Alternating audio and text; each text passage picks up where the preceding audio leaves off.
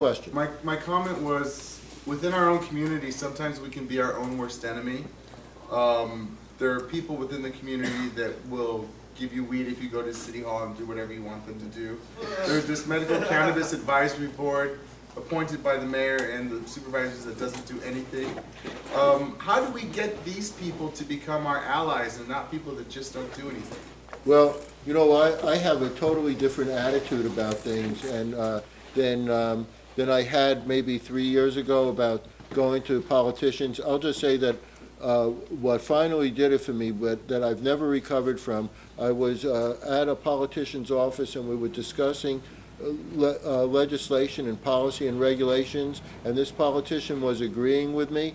And then while that politician was agreeing with me, they were making another deal, and then surprise, surprise, they came out with this deal. After they were saying yes to me, they went the exact opposite way the next week. And I just said to myself, I've had it with these people, because you, like, even people who you think that you can trust, you just can't trust them. And I say, use the initiative process. And the thing about the initiative process, for instance, not so much in San Francisco where it's harder. There are, 800, 900,000 people in San Francisco. There are probably 300,000 voters. But even here, it's only 30,000 signatures to get an initiative here. You don't have to listen to them. You don't have to take crap. You know what I call most politicians is medical terrorists, because they stop people from getting their medicine. And one way or another, that's what they're doing. So for 30,000 signatures, you can put your initiative on the ballot, and you don't have to deal with them. And here's some of the things that your initiative should say. It should do what the legislation that Amiano did, which is set up a separate department to run it. Get it out of the police. So when the policeman comes to the door, you say, you can't come in here, and if they come in there, you can sue that cop personally. Yes. Nice mortgage, nice house, you pay, I'll live there. Yeah.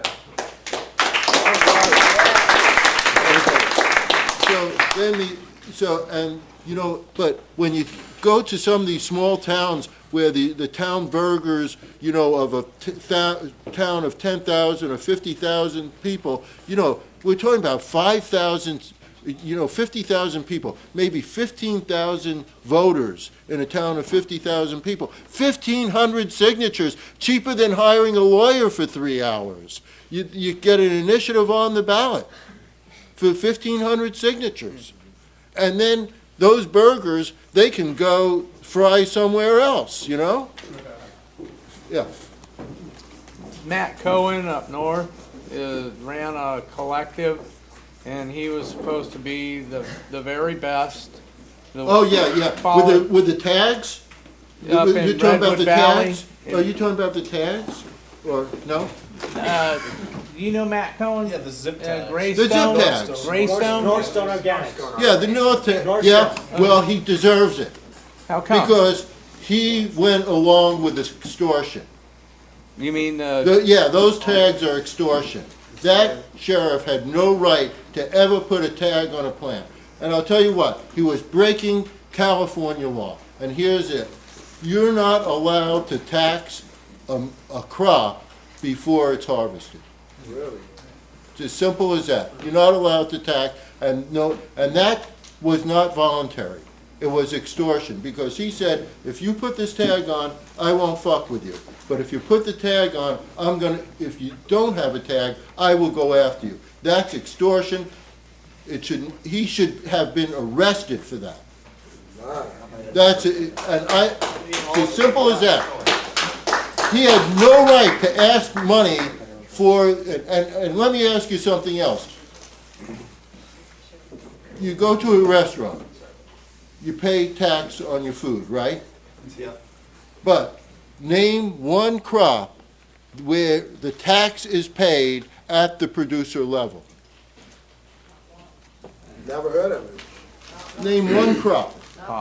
Name the American Federation of Farmers should have come out against this. Because if they can tax this, they can tax broccoli. They can tax a farmer for growing a specific crop. Right. And even, somebody will say tobacco, but tobacco is not taxed at the farmer level. Tobacco is taxed when it goes to the processor. So, though all of those taxes, and one other thing about taxes, you know how, this is where I disagreed with Richard Lee, you know, people say I can disagree with everybody, and I can. That's good, yes. But the reason I disagree with Richard Lee, you know, when it comes down to it, when you buy from a dispensary in Oakland, you're paying 15% sales tax. Whoa. Between the taxes, the state tax, the city tax, maybe more, I don't know. There are all these extra taxes on pot. You know, there's a pot tax, and then there's a tax on the dispensary, you know, that they have to pay a license fee. Does a dispensary pay the license fee? Pharmacies pay the licensing fee? Who pays it? You pay it! The conglomerate? You pay it! They don't pay a cent! The They patient, collect it from you! They're just a tax collector! They're just a tax collector! patient. They don't say, oh, here's 50,000 from my pocket? Do they say that? Come on, you pay that. So let me get this. So you're a sick person, and then there's a transfer of wealth from, because you're ill, from you to the state at 15%. A 15% tax for your medicine. So that's fair. So then we should have it for pharmacies. All the pharmacies. All pharmacies, all prescription drugs. We'll put a special 15% tax on all prescription drugs, because you know those pharmacy companies, they really rack it in, right? Okay, so you don't like that one. So how about this? All pharmacies and all pharmaceutical companies have to be co-ops and collectives. You want your diabetes medicine? Collective. You want anti-cancer medicine? The 6 people, no more than 6 people in a collective can make that medicine. How do you like that one? So if it doesn't sound good for diabetes, then it doesn't sound good for people who use marijuana. We want It's as you on simple the as that. ballot. It's as simple as that. And we have been misguided into accepting these exceptionalist things about marijuana. No, it's a medicine. It should be treated as a medicine. You want us to pay tax on it? Then you make it an on-the-shelf medicine. You know, where no prescription is needed, then those are the medicines that you pay tax on. When you go to get your cough medicine. But when you go to get, you know, your prescription drug, you don't pay a tax on it. So why should you pay a tax on medical marijuana? And if they want a tax, they have 2 ways to go. They can legalize it, or and eliminate medical if they wanted. I mean, but there'd probably still be a medical path. But they can make it a non-prescription, non-recommendation, and then they should charge a tax. And you know, I know that these things, that it's easier. Oh, well, we'll get friends with the city if we give them tax. Well, it's very nice of the clubs to say that, only they're not paying the tax. You are. 2 more questions then. Yes. And can you talk about Measure Z in Oakland? And, No, I can't talk about it. I don't know much about it. Okay. Yeah. You've spoken already. Yes. I agree with that too, and mine is like very rooted in the farm centers of. Well, wait a second. I want a question. I My want it in question- 2 sentences. Well, my question to you would be then, okay, how then, like, are the growing laws, how do they apply to people who are patients, but also, like parolees and probationers, persons who need this medication, not only Well, free, but who according need- according to the California courts, they cannot stop people who are on parole or probation, state parole or probation, who are have a medical card from using it. Right. And if you're having a problem with it, you have to see proper legal. Prisoners in prison are having a problem with it. I can't help with that one. Yes, What do you think about Tom Allen's bill? I think it's great. Yes. I want to play devil's advocate for a second. Come on. I've had 2 dispensaries shut down, shut out from under me. And dealing, my favorite dispensary now is HopeNet. I'm friends with the proprietress. She raises the issue, and has been raising it for maybe 10 years now, of there's a basic split in the medical marijuana movement. One is the medical paradigm, and the other is, legalize it, it's good for people, whether you call it medicine or you just enjoy the pleasure it brings, or the brain circuits that it activates, or whatever, however you want to put it. There's a split, there's a split down the middle there that prevents us from all having the synergy of all working together. What do you have to say about it? I disagree with that. Me too. But there's not a split? You should too. Explain. Yeah. Can I add, Dale Garinger just provided a whole breakdown analysis of this that maybe we can provide at a future meeting. Actually shows all the support from Prop 19. Most of it actually came from the medical marijuana community. A large portion of the funding, the people who worked on the campaign, Richard Lee himself, even though some people say he's an exception. There were other major funders of that who were from our movement. So he broke it down that a majority in our medical community. And you know what, I think that the problem with Prop 9, even, I think that Prop 19 was flawed, and I think what that showed, the flaws were that it was too small. I'm not saying a small group shouldn't do the initial writing, but even if they were using some sort of focus group or something, they didn't let enough people look at it to see what would really go. But the main thing that they did wrong was this: they had this going in 2010.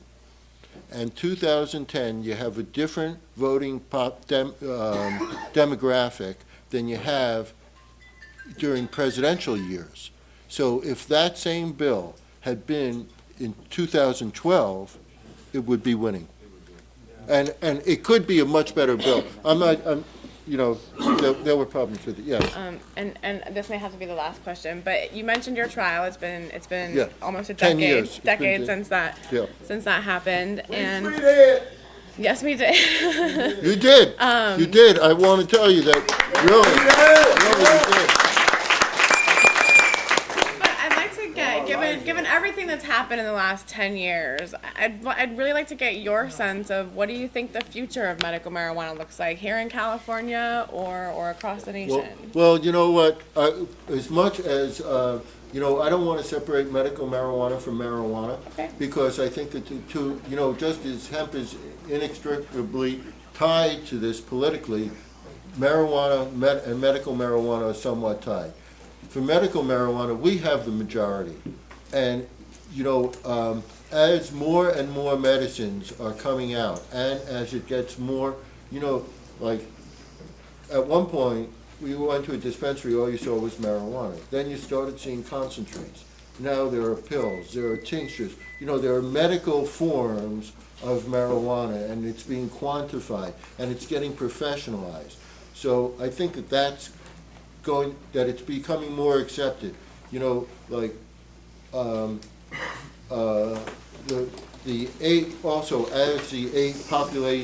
population of people who are familiar with it increases, that it's just becoming accepted across all age groups. So that's one thing as far as medical marijuana goes. As far as marijuana goes, it's just a matter of time. But the thing about this is, and this is something that I haven't understood for 50 years, and it was the same thing, I forget the name of the fellow who came up before, but it's exactly the same thing, that the Democratic Party has no respect for us. It just has no respect for us. Clinton had no respect for us. Gore had no respect for us. And you know what? Think about this. They asked Gore, what do you think of medical marijuana? He said, marijuana has no medical use. He used to go to Dead concerts with his wife. He knew about marijuana. He was so smoked out. He smoked, Al Gore, he smoked marijuana after the presidency. I know that from people who, well, whatever. So anyway, this guy, if he had just said medical marijuana, we should investigate medical marijuana scientifically to see if it had purpose. Then that 1,000 votes in Florida, and that's